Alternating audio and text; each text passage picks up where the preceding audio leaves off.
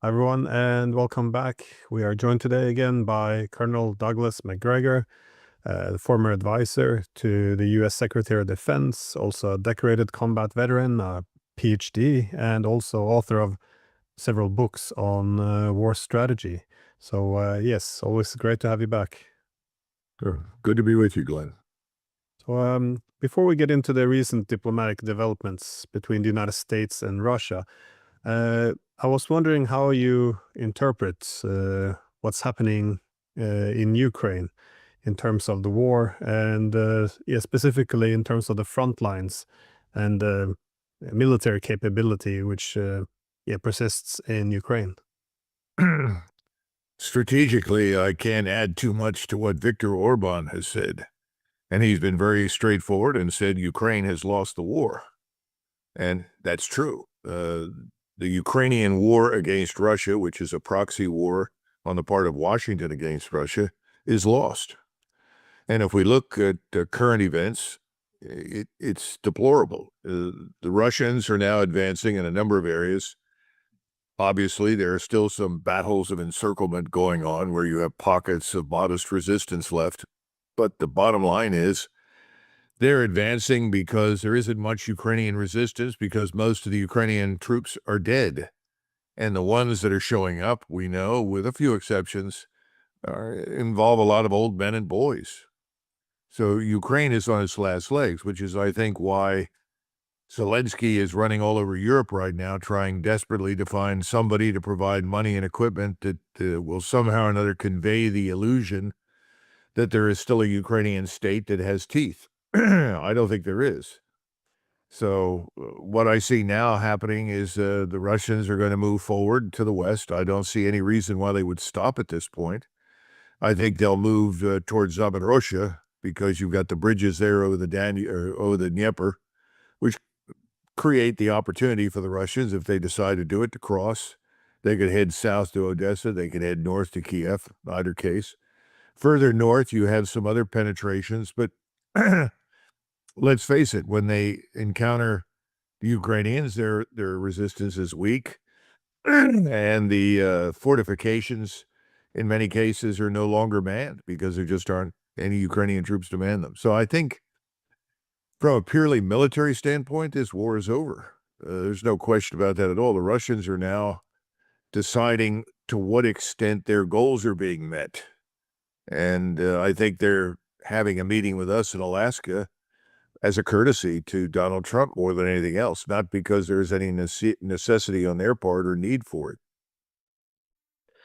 And how do you read the recent developments that is north of Pokrovsk? Because the Russians suddenly just pushed through, I think, was so 12, 15 kilometers, and through what was supposed to be a defended region. And they seemed to push just straight through, and suddenly, again, there's been encirclements in the past, but now the entirety of the city of Pokrovsk and Mironograd being captured in one big cauldron. This is yeah, unusual. I was wondering how you well, how you explain this. Is this a collapse? Are we nearing a collapse? And what is the significance of these massive breakthroughs? Well, I think we're in the middle of the collapse right now. The Ukrainian military establishment is incapable of doing a great deal any longer. They don't have any major reserves that they can throw into the breach, and I think now, especially with their Azov units, they're husbanding those, even though those are largely Ministry of Interior units. They're holding them back, I think, to protect themselves, that is the regime, and hopefully keep it in power in Kiev. What you described is interesting because these were to be the so-called fortress cities that would be defended bitterly against the Russians. It's very reminiscent, frankly, of 1944, June and July, when Hitler declared certain states, or not states, but cities, Mogilev and others, as fortress places that would be defended to the bitter end. And it was simply impossible to do so. And a lot of people simply disobeyed his orders because they'd been defending every inch of ground for the previous year and a half to 2 years. It was a waste of time. I think that same sort of mentality has set in with the Ukrainians. And right now, many Ukrainian troops are just hopefully getting out of the way because they can't stop it. And you ask yourself, if you're a Ukrainian soldier at this point, the war is obviously lost. We have nothing to throw into the battle. So why should I sacrifice my life? What difference will it make to the outcome?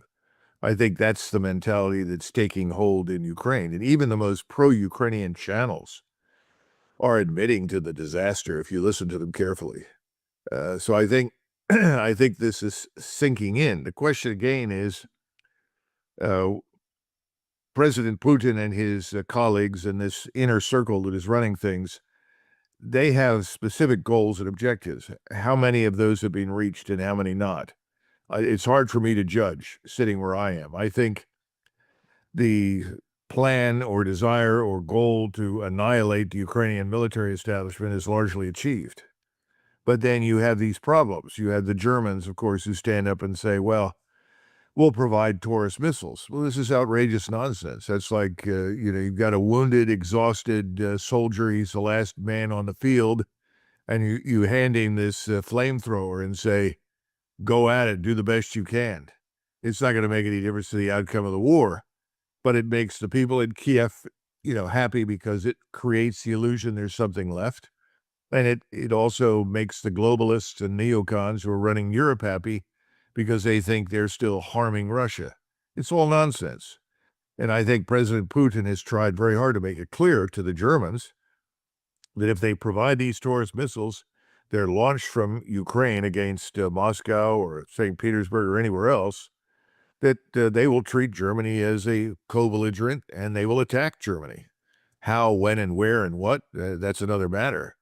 I hope the Germans are listening because I think the Russians are quite serious. Well, we've spoken a lot over the past 3 years about this, and you pretty much said from day one that this war was being won by Russia, even at the same time when all the media headlines were telling us that Ukraine was winning, they're winning, Putin's gonna die in his bunker, talking about how to divide up Russia, what to do after the defeat of Russia, how bad should we humiliate Russia? I mean, again, given that you're one of the people who saw this coming from the beginning, why do you think the West misjudged Russia, and what mistakes have been done on our side, that is the NATO and Ukraine side? Well, I think we have to understand that there really is no strategy on the Western side. There is a wish list. And the people in charge had decided, or decided early on in Western Europe and in the United States, that Russia presented a threat to globalism, a threat to their plans for Europe and their plans here in the United States. The same people that want the borders open and have invited millions of non-Europeans into the Western world for the purpose of essentially destroying what I would call the core populations of Europe and the United States, they're the ones that want desperately to destroy Russia. It's a very interesting connection. Now, I think it's failed. It's winding down in terms of the war with Russia.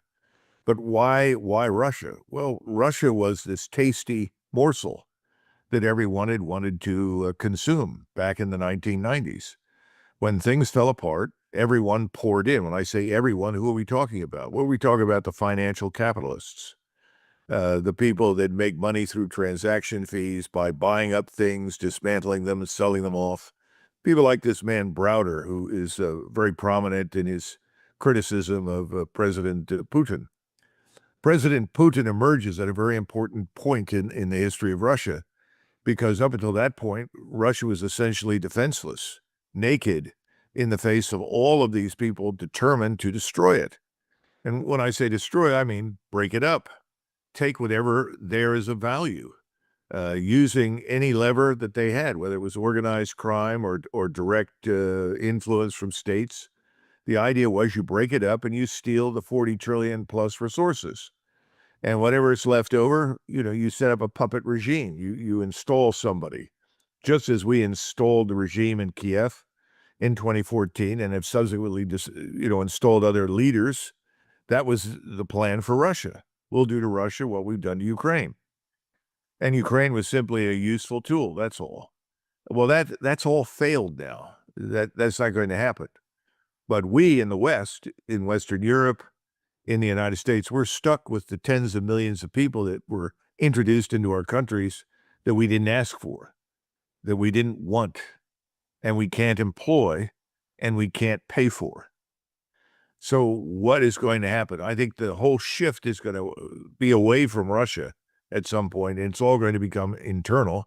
And when that occurs, all these governments, Merz's government, Macron, Starmer, everyone, they'll all be swept away, which needs to happen. I think to some extent, President Putin has exercised restraint and patience because he's awaiting this development. I mean, he's not foolish or stupid. He knows what's going on in the West. He's one of the few in Moscow that has a real appreciation and understanding for what's happening in the West.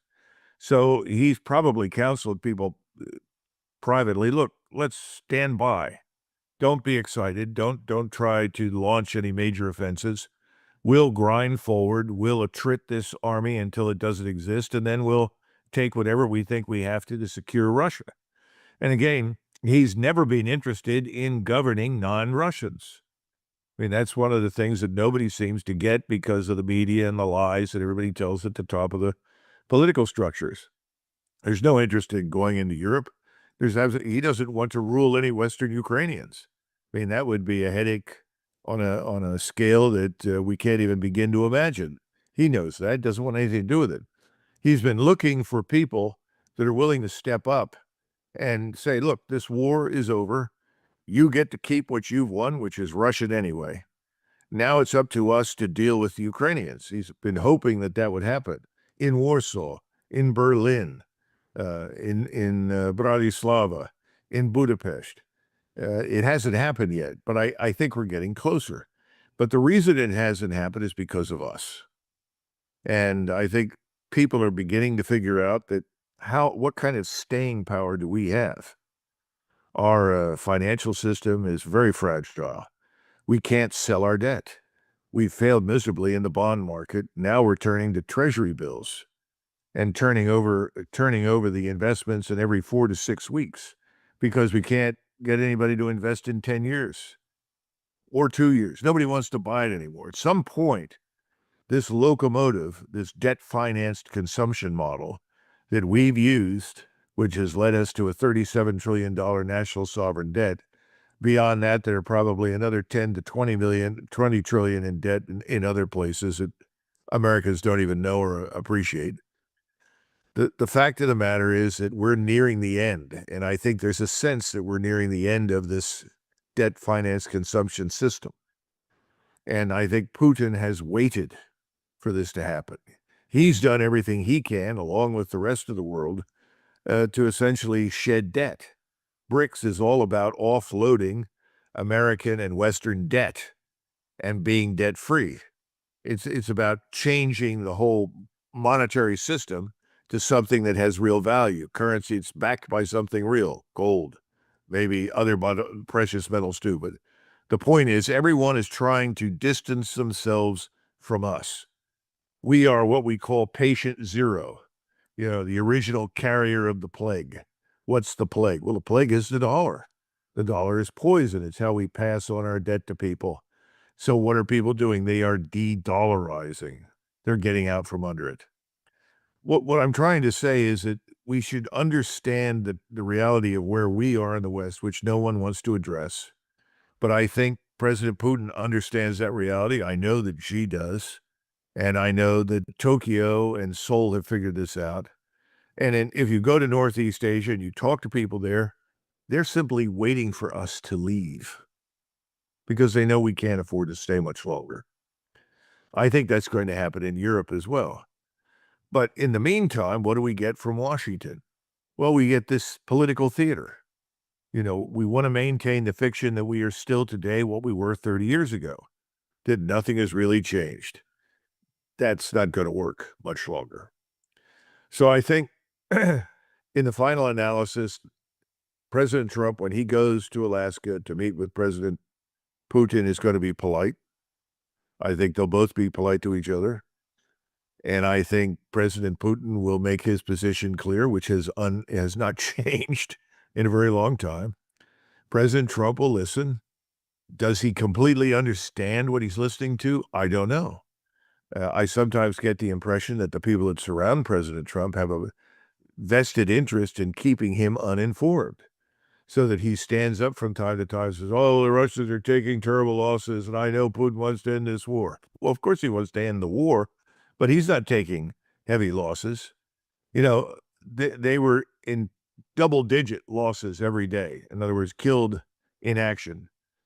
In January and February, March, it was like 25, 30, 40, 50, 60 Russians a day. You know what it is now? It's single digit. It's single digit. The losses on the Ukrainian side, as you would expect at the end of a war when things are collapsing, are horrific. So it's a matter of plowing ahead, reaching the Dnieper River. But when you get there, the question you have to ask is, okay, we've come this far. We've achieved the goal of destroying the Ukrainian force, but we still have this facade of a government sitting in Kiev. We still don't have anyone to talk to, really. We have this man Trump, but what can he deliver? You know, if you're looking for something like the Austrian State Treaty, that took a long time to negotiate. The Austrians were heavily engaged. They wanted to be neutral. They wanted to be out of harm's way. Eisenhower at the time said, thank God, we can't defend all these countries against the Soviets. And the Soviets were happy to get out because they didn't see any real purpose in being there strategically. Austria didn't offer them anything. So at the end of the day, it worked. Everybody signed up. The guarantees were made. If you're President Putin, where's that going to occur? Who's going to do that? So when he goes to meet with President Trump, I think he'll be very polite, but I don't think he has any confidence that President Trump can deliver on anything. How many times have we heard President Putin tell everyone, I have known several presidents. All of them seemed like they were good people and they wanted to do things differently. And what happened? They all ended up doing the same thing. And that's what's happened with President Trump. So there is no real strategy other than to keep on doing what we've been doing since the early 90s. That's it. So you have new bases showing up in Scandinavia. For what? To do what? Against whom? It's crazy. So instead of 840 bases overseas, I guess we now have close to 900. And again, the question is, for what? Against whom? But this is sort of the system is going to run until it can't. And we're approaching entropy, but the world hasn't seen it yet. And so the American brand is still very strong. But at some point, entropy is going to set in, and sooner rather than later. I think the next 60 to 90 days are going to be very volatile here in the United States, financially and economically. And I think President Trump knows that. Look, President Trump has sent forces into Washington. Washington as a national capital has been a disgrace for decades. He wants to end that, wants to clean it up. He wants it to be a safe place to walk. Every time I travel into or out of Dulles Airport, I inevitably run into friends from Germany or other parts in Europe, and they all talk to me and say, my God, why aren't you doing something about your capital? And they're right. We need to. The British have a similar problem. So do the people in Berlin, and so do the French in Paris. We all do. He has now stepped forward, and he's going to do something about it. He's also talked about establishing a quick reaction force to deal with internal unrest inside the United States. So in that sense, I think President Trump knows the weakness behind the facade here at home, the lack of social cohesion, the breakdown of law and order. I think he knows, even though he says, oh, we've stopped everything from coming in illegally. In truth, that's not true. We've stopped the masses. But the human trafficking, the drug trafficking, that continues. It continues to the legal ports of entry because the cartels have bought off all the customs police and so forth. But he at least knows that we are in dire trouble here at home in the United States. So what is he going to do when he finishes this meeting? What's he going to come out and say? I have promised to guarantee neutrality for Ukraine. I promise the Russians will double down and support that. I've said that I'm going to deliver NATO on this question. Right now, is NATO really listening to Donald Trump? Who is in NATO? I mean, it's a herd of cats. How many of those cats want to march east and fight the great war against Russia? Not very many, if any at all. So what can President Trump deliver? I think Putin knows not a great deal. And I think President Trump knows he can't do much. So I think his inclination, Glenn, is going to be, look, I've got to find a way to wash my hands of this. It's not working. There's not much I can do about it. This war's being won. Now, will he say that publicly? I don't know. But in his mind, he says, now I'm going to focus on the Middle East. But the truth is, what's happening in the Caucasus with Azerbaijan, what's happening with the corridor that runs through eastern Syria all the way up to Turkey and to Azerbaijan, as well as what's happening in southern Syria and the destruction, the subjugation of Gaza, the West Bank, and all this other business. It's all part and parcel of the same thing. The same people are pushing those objectives and those goals have been pushing the war against Russia. And in their minds, if they can make Azerbaijan a platform for attack against Iran, which is what they want, it also has the bonus virtue of harming Russia. So the same underlying forces in what we like to call the deep state, which is not really that deep at all. It's all about oligarchic billionaires who are pursuing these things. I think he's going to try and do something in the Middle East. I don't think he's going to have much effect. Again, I think he's a prisoner of the people around him and the drive of the state in a particular direction that he doesn't seem to be able to alter. But on this determination, though, to continue to go after Russia, even now that we see that the war has been lost, how do you explain still the wider, I guess, NATO strategy? I mean, you know these people. You had a central role in the strategic planning from Kosovo to Iraq. Well, what are these people in private after because all strategic documents are kind of whitewashed a bit.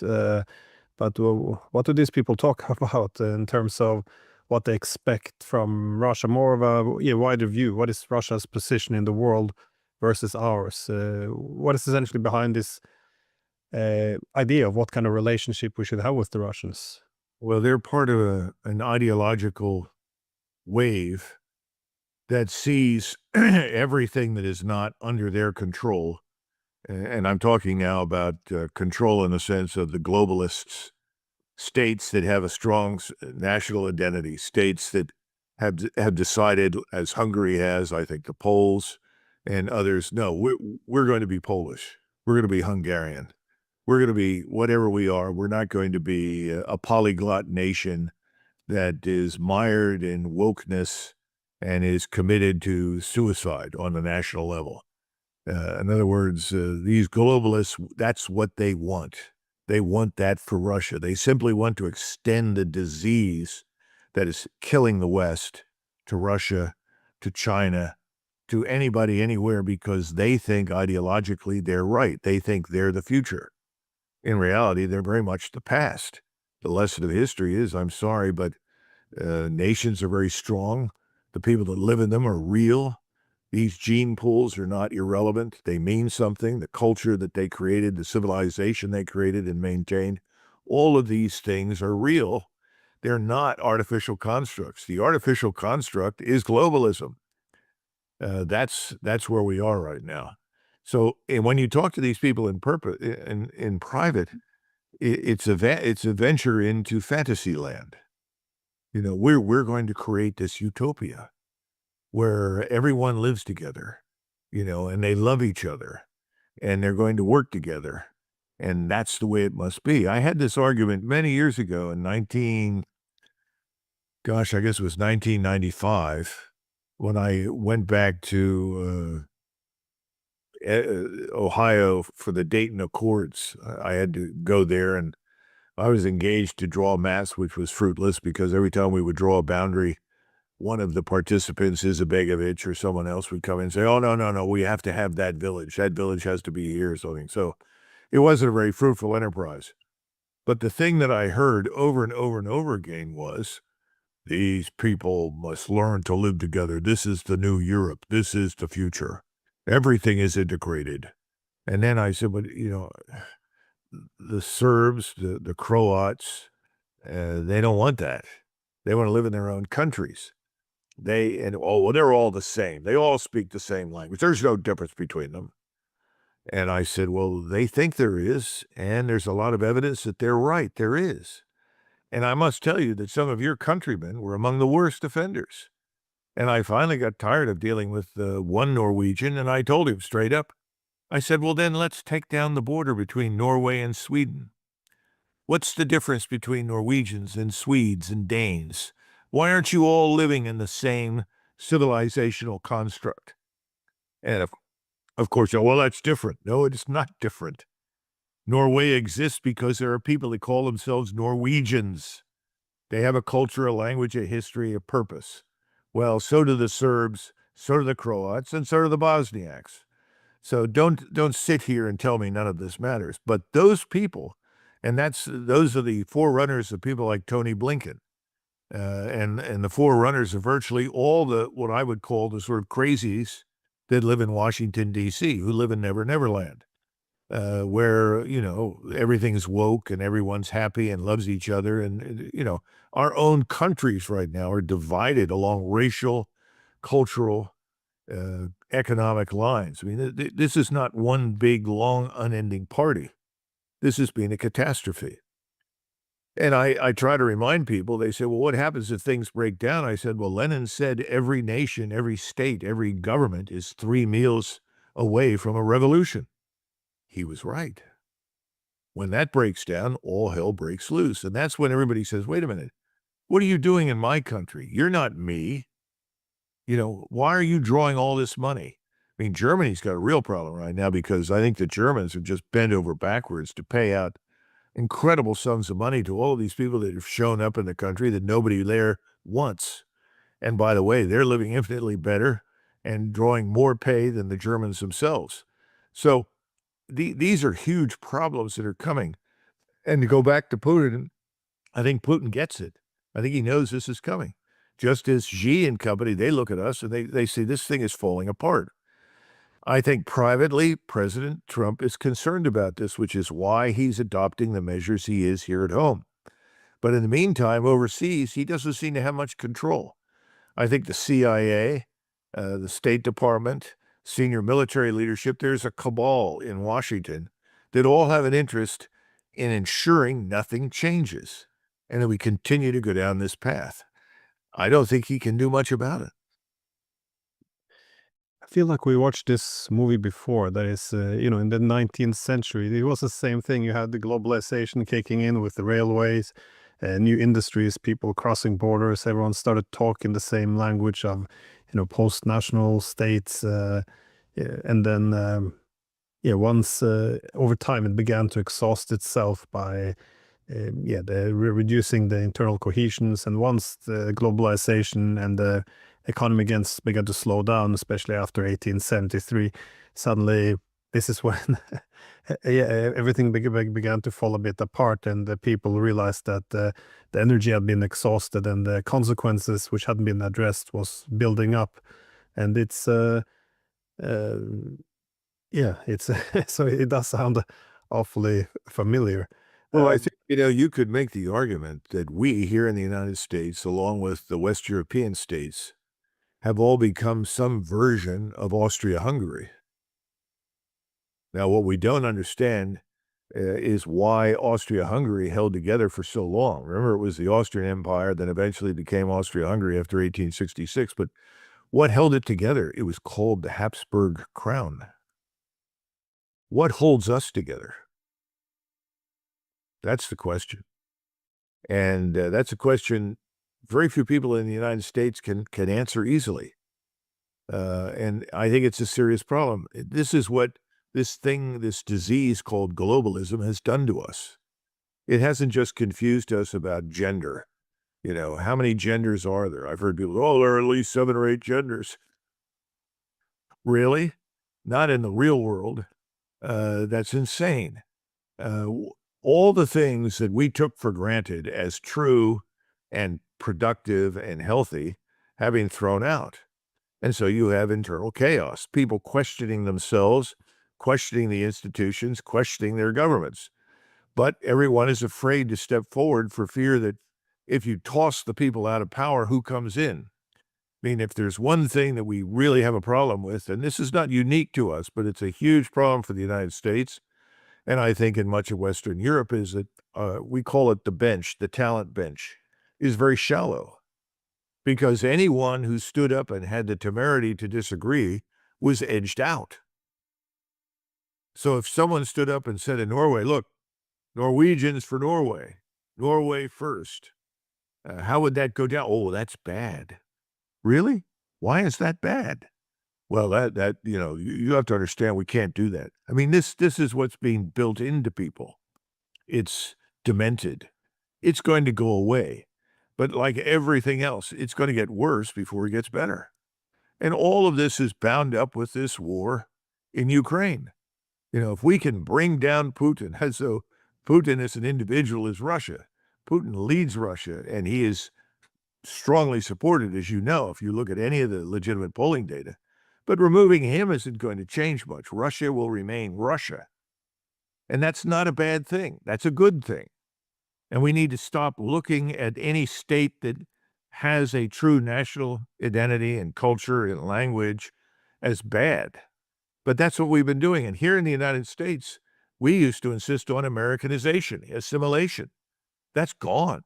We now allow people from various places to come in, set up independent countries right on our soil. They want their own laws. They want to take over whole cities. I mean, this is insane. This is the path to disintegration. So at some point, the pendulum swings, and I think it's swinging. It went way off to the left. It's now swinging to the right. And of course, everybody on the left is screaming, see Nazi.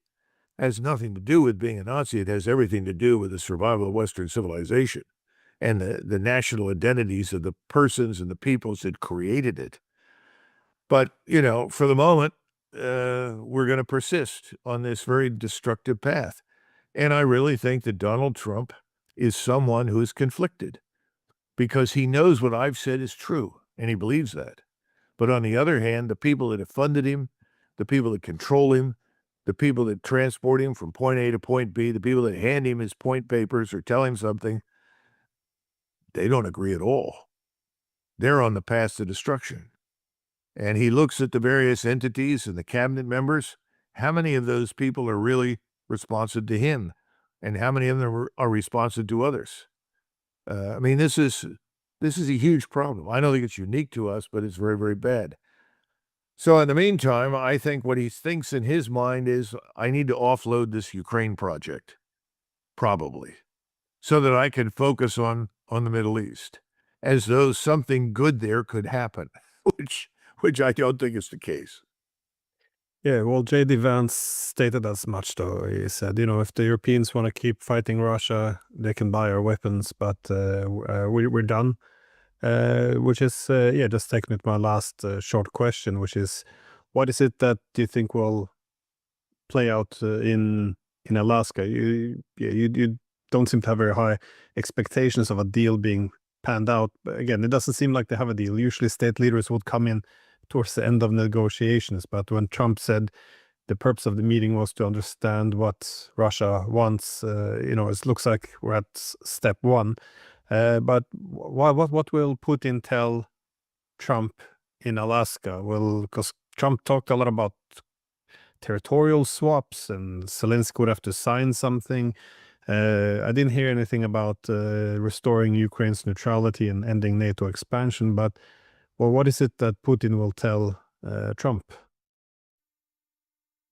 If you go back to the interview that Tucker Carlson conducted with President Putin, I would say almost half of that interview, maybe a little more, consisted of President Putin trying to explain to Tucker Carlson what Russia is. And it was all about Russia. Where did Russia come from? What was the ultimate origin of this state we call Russia? And who are the Russian people? And what are their interests? We have never understood our own interests. We didn't need to. We were very rich. No one really threatened us. We live on an island that lies between the Atlantic and the Pacific, with weak neighbors to the south who spend most of their time struggling against all the forces of poverty, criminality, and misery that you could imagine. And then the people in Canada who are very similar to us and had no real incentive to attack us, and we had no real incentive to attack them. So we've lived in this insular position, very similar to Great Britain, divorced from continental Europe. So it's very hard for Americans without any background education experience for any length of time overseas to understand anybody else. So I'm sure that some of the time will be spent talking to President Trump by President Putin to explain Russia a little bit. But I don't know how much. The other thing is that you may have an opportunity for some discussion about opening talks in the future on nuclear weapons. And I think President Trump would be very amenable to that, would like that. He's uncomfortable with the nuclear dimension. There's talk about the Arctic. The problem is there are lots of nations like your own that have coastline with the Arctic. They have an interest in that corridor that allows ships now to pass back and forth and all the mineral wealth that's there. And so I don't think you're going to get anywhere with that unless you have an Arctic conference. Everybody sits down and tries to sort out what they want and how they want to conduct things. And I think that's what President Putin will tell President Trump if he brings it up. But I think you may come out with some sort of plan to go forward in the future and come to some sort of arrangement on nuclear weapons of various types and kinds. Specifically, by the way, back to the INF, which we very stupidly and foolishly kicked to the curb of the road. But other than that, I don't see much coming out of it. And I think President Putin has done this as a courtesy to President Trump and said, yes, we'll agree, we'll meet. But at the end of the day, other than shaking hands and smiling and agreeing to future talks, specifically on the nuclear side, I think President Trump will come out and say, look, we did the best we could. This thing has to exhaust itself. Remember, he gave this stupid analogy about kids in the schoolyard beating each other up, not understanding what the hell he was dealing with in Ukraine. But he's going to reach the conclusion this has to exhaust itself and I can't fix it. I wouldn't be surprised if he said, this is really a matter for resolution by the Europeans, which, by the way, it always was. We had no business involving ourselves in Ukraine under any circumstances. That's crazy. But we did for all the wrong reasons by all the usual suspects. So I think that's where this is probably going to go. I'll be surprised if anything else happens. Because President Trump, in his heart of hearts, is not bellicose. This is not someone who wants a war. But as I said before, the one man who was most opposed to war in 1914 was the Kaiser in Germany. But when he was offered the opportunity to stop it, he didn't do it. And that's sort of how I see President Trump. There is a lack of self-confidence because there's a lack of understanding. I mean, he was once asked, have you read the Constitution? He said, no. He said, well, you really need to read it. He said, no, I don't. I've got all these people on staff. If I have a question about it, they'll tell me what I need to know. That is not the way you run a government. And you cannot conduct foreign policy that way. And remember, he's sitting across from people who are professional diplomats and soldiers who have studied all the maps, have studied the history. They can go back and tell you what Ukraine was 100 years ago, 200 years ago, 300 years ago, 400 years ago, 500 years ago. They can tell you where the borders were and who controlled what, when, and everything else. They're steeped in this. What are we coming with? Witkoff? Now maybe Marco Rubio, who I think probably knows a lot about Cuba and the Caribbean because he is Cuban, but I don't think he knows much about Russia. I don't think he knows much about Eastern Europe. Now, he may bring some people with him who do. We can hope. But my impression is, just as it was under Biden and previous administrations, is we have people that the British used to refer to as gifted amateurs. Have you ever heard that expression? Yeah, well, in the British Army, there was always tremendous resistance to professionalizing anything. We don't want to be like those Prussians and read those books. That's not the way. We want to be sportsmen, athletic, and outside. I'm serious.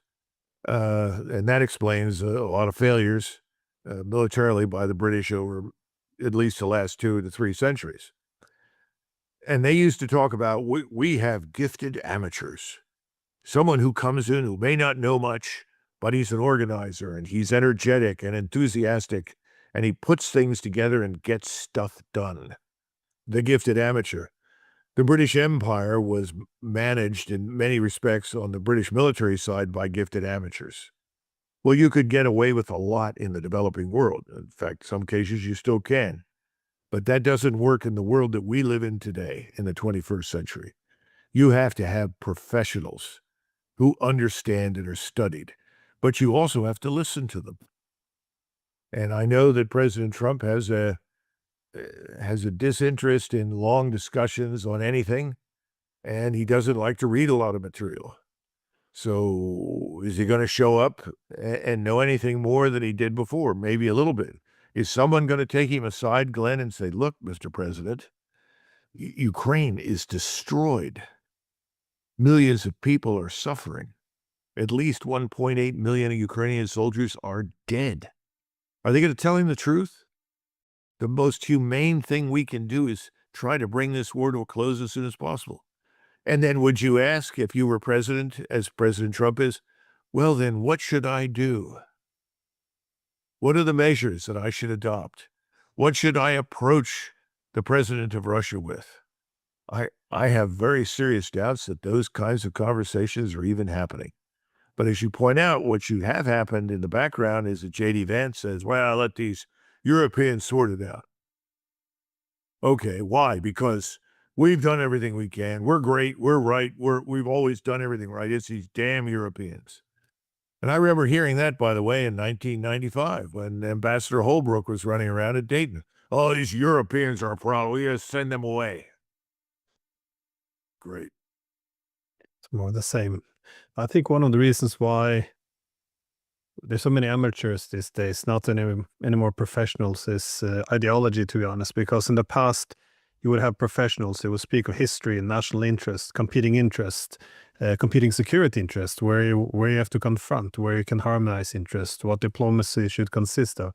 These days, ideology just dumps everything down to the good guys versus the bad guys, in which you can't really make compromises. Even recognizing the security concerns of your opponents is somehow immoral because you might legitimize them. I mean, we dumbed it down, I think, with this. So anyways, thank you, as always, so much for your time. I know you're busy, so yeah, thanks again. Thank you, Glenn. That was a great formulation at the end. Thank you for saying that.